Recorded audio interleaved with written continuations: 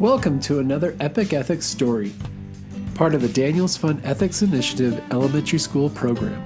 As you listen to the story, consider the 4 awesome questions inspired by the Rotary 4-way test. Is it true? Is it fair? Will it build friendships and community? Will it be helpful to those involved? Stay with us after the story for some thought-provoking discussion questions.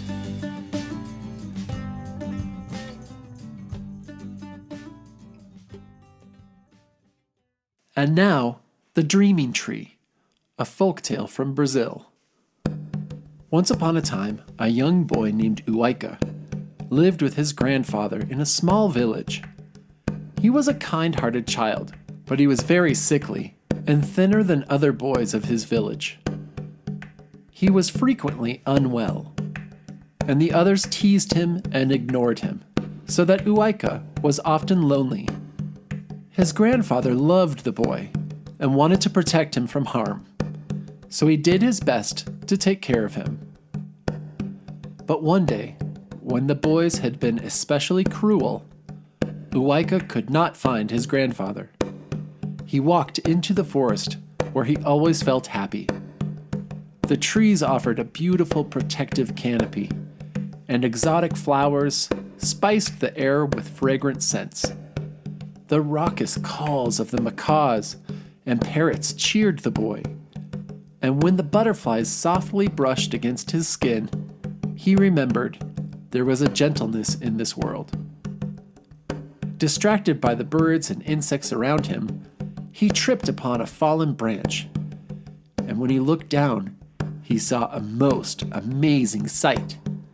There, at the foot of an enormous tree, lay a tapir, a sloth, an anaconda, a monkey, a caiman, and a family of jaguars fast asleep, all curled up beside each other. Uaika stood and stared in wonder, but as he did, he felt overcome by sleep. "I must not lie down near these wild animals," he said aloud. But he could not help himself. Before he knew what was happening, he was on the ground and fast asleep. Soon he was dreaming. Someone was whispering in Uaika's ear.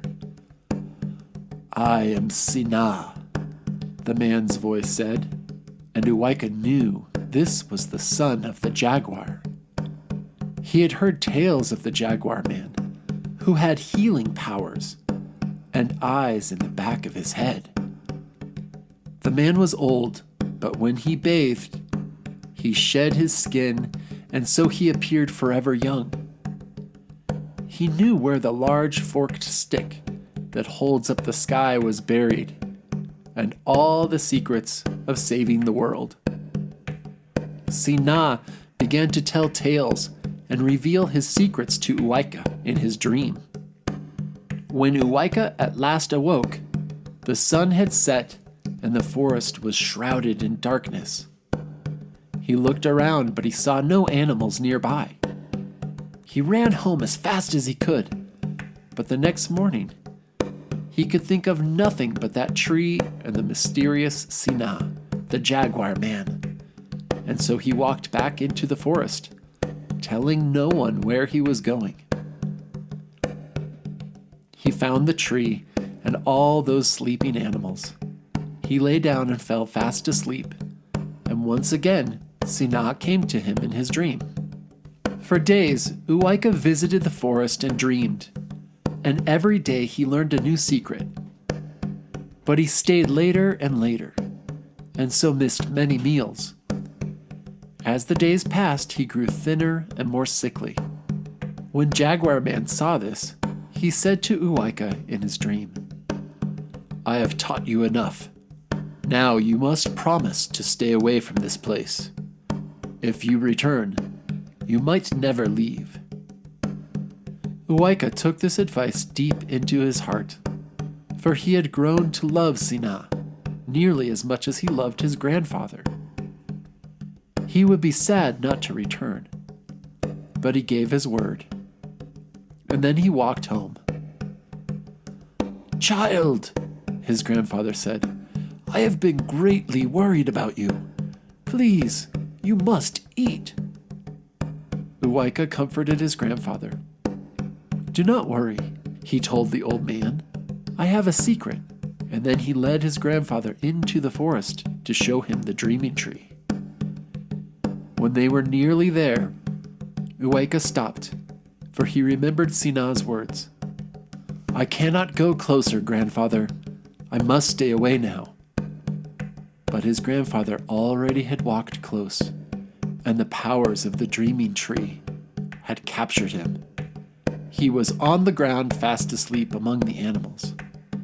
Uwaika stood at a distance and watched as his grandfather slept. He longed to hear Jaguar Man's words. "Perhaps I'll move closer," he said, but he stopped himself. Uwaika would never break a promise. When at last his grandfather awoke, he hurried to Uwaika's side. "You must never speak of this tree to anyone," he said. "It is a powerful tree. Those who sleep here must be strong of heart. Anyone without a strong heart might use the knowledge of the forest against our people." When Uwaika and his grandfather returned to the village, they learned that one of the boys, who always teased Uwaika, a boy named Casimiro, had fallen gravely ill. His father feared he would die. "I can heal him," Uwaika said. And he went to the boy's side, lay his hands upon him, and Casimiro was cured. So it was true. Sina had given Uwaika the gift of healing. The villagers were amazed that this scrawny boy had special powers.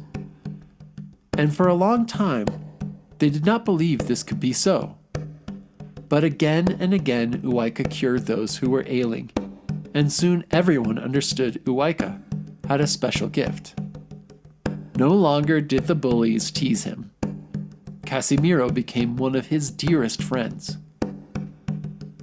One night, Sina came to Uwaika, again in a dream. "You have done well, child," he told him. "You obeyed my command to stay away from the dreaming tree, and you have shown generosity to all, even your enemies. Therefore, I will teach you more." Every night after that, Jaguar Man visited Uwaika in his dreams. Uwaika and his grandfather built a house in which to sleep and dream, and there Uwaika learned the wisdom of the forest. Along with his healing powers, he learned to work with all the forest's gifts.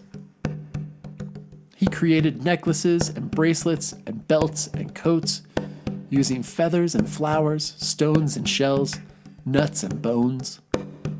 People were dazzled by the beauty he could conjure from the smallest, simplest things.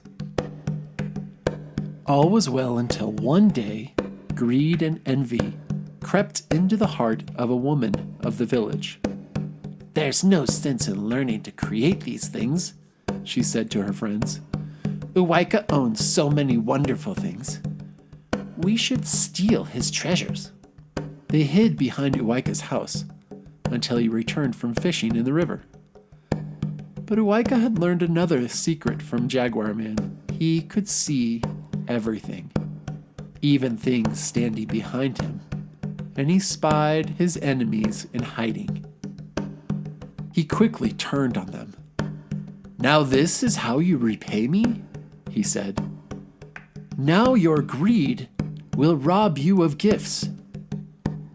And with those words, he vanished beneath the crevice in a rock, and the boy who would cure all was lost to the people forever.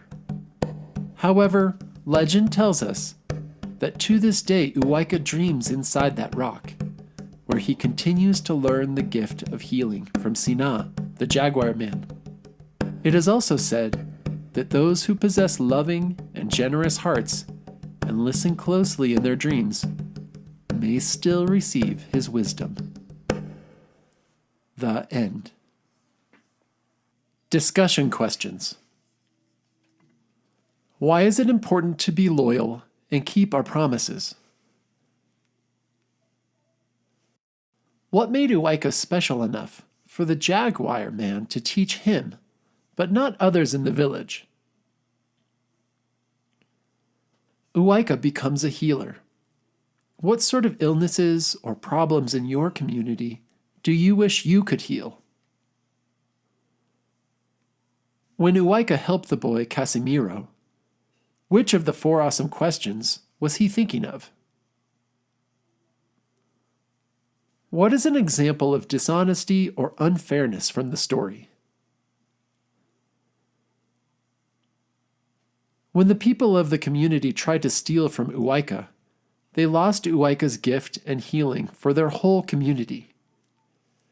How do our decisions, good and bad, affect all of the people we live with?